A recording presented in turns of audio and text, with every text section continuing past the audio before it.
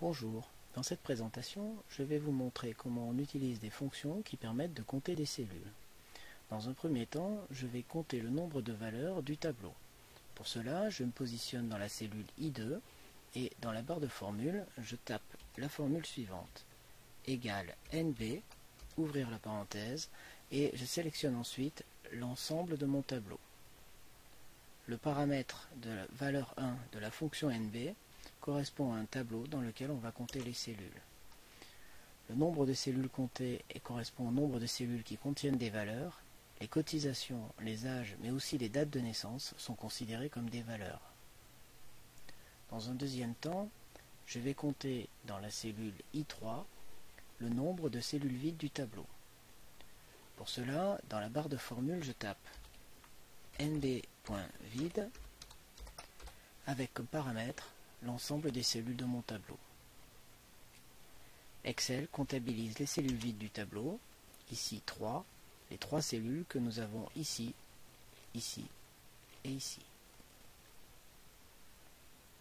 Je vais maintenant compter le nombre d'hommes dans mon tableau.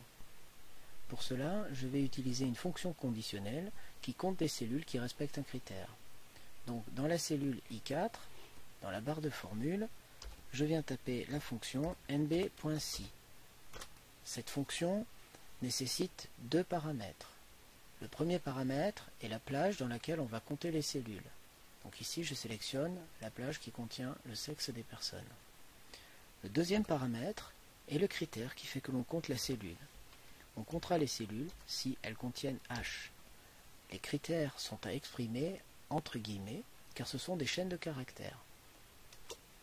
Il y a 9 hommes dans mon tableau, ou plutôt, il y a 9 cellules dans la colonne C qui contiennent la lettre H. Je vais maintenant compter dans la cellule I5 le nombre d'hommes âgés de plus de 40 ans. Cette fois-ci, j'ai 2 critères à prendre en compte, un sur le sexe, un sur l'âge.